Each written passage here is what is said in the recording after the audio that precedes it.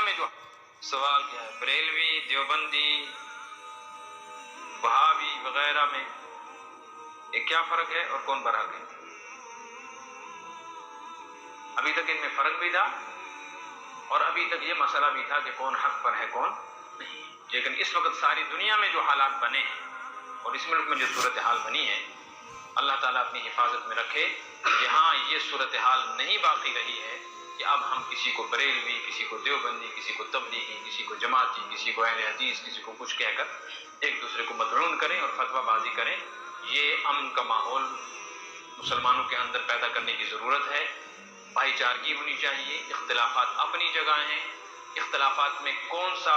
فریق کس مسئلے میں حق پر ہے، کون سا ناحق ہے، اس کے لیے دلائل موجود ہیں، لیکن ممبر و محراب سے اس طرح کی باتیں نہ میں پسند کرتا ہوں، نہ الحمدللہ میرے منہ میں ایسی باتیں ہوتی ہیں۔ حق ناحق کا فیصلہ علماء کر چکے ہیں، جن کو شوق ہے وہ کتابیں پڑھیں اور مجمع عام میں اس چیز کو موضوع بحث نہ بنائیں۔ سب آپس میں بھائی بھائی، چاہے وہ دیوبندی ہو، بریلوی ہو، جماعت اسلامی ہو، اہل حدیث ہو، یہ سب بھائی بھائی، ہمارا آپس میں کوئی اختلاف نہیں ہے۔ قرآن نے ایک موقع پر کہا ہے قل یا اہل الکتاب تعالوا الی کلمۃ سواء بیننا وبینکم الا نعبد الا اللہ ولا نشرک بہ شیئا۔ یا رسول اللہ آپ ان اہل کتاب سے کہیے، یہودیوں سے اور عیسائیوں سے، کہ ہمارا اختلاف مسلمانوں کا مشرکین سے بھی ہے، یہودیوں سے بھی ہے اور عیسائیوں سے بھی ہے، لیکن ایک بات سوچو کہ مشرک ہمارے ساتھ کہیں بھی نہیں جڑتے، تم ایک جگہ تو جڑتے ہو، وہ کیا ہے؟ اللہ نعبد الا اللہ۔ ہم کہتے ہیں عبادت صرف کس کی ہوگی؟ یہودی بھی یہی کہتے ہیں، عیسائی بھی یہی کہتے ہیں، تو آؤ یہودی اور عیسائیوں ہم ایک اس کلمے پر جڑ جائیں، باقی اختلافات بعد میں دیکھیں، ایک نقطے پر تو جڑیں۔ کبھی کبھی ایسی صورتحال اس وقت ساری دنیا میں مسلمان نشانے پر ہے، اور جن لوگوں کے نشانے پر مسلمان ہیں وہ صرف ان کو اس حیثیت سے جانتے ہیں کہ یہ اذان دیتے ہیں تو ایک اذان ہے ان کی، اور ان کی مسجدیں بھی ایک ہیں، اور ان کا قرآن بھی ایک ہے، اور یہ اپنی نسبت بھی ایک نبی محمد رسول اللہ کی طرف کرتے ہیں، اور یہ ایک اللہ کو ماننے والے ہیں۔ بس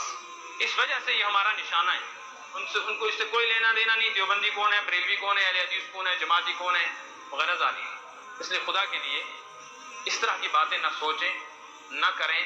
نہ ایسے لوگوں کو اپنی مسجدوں میں بات کرنے کا موقع دیں جو اس طرح کے بالکل سادہ لوگ انسانوں اور مسلمانوں کے سامنے، جن کو نماز کے فرائض معلوم نہیں، وضو کا طریقہ اور غسل کا طریقہ معلوم نہیں، جن کو کلمے یاد نہیں ہیں، ایمان مفصل اور مجمل یاد نہیں ہے، جن کو ناظرہ قرآن پڑھنا نہیں آتا، ان کو الجھا دیا یہ کافر، وہ فلاں، یہ چنا، کیا یہ کہتے ہیں؟ ہم سب بھائی بھائی ہیں۔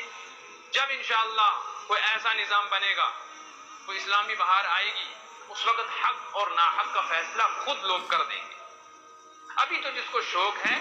اور خود وہ کسی کنفیوژن میں مبتلا ہے، کچھ تشویش ہے، کچھ خدشات ہیں، اس کو کوئی راستہ نظر نہیں آ رہا ہے، تو وہ دو کام کرے۔ ایک تو یہ ہے کہ وہ دو رکعت نفل پڑھ کے اللہ سے روز مانگے کہ یا اللہ مجھے سمجھ میں نہیں آ رہی کہ ان جماعتوں میں سے حق پر کون ہے، جو تیرے نزدیک سب سے حق ہے، میرا دل اس کی طرف متوجہ ہے۔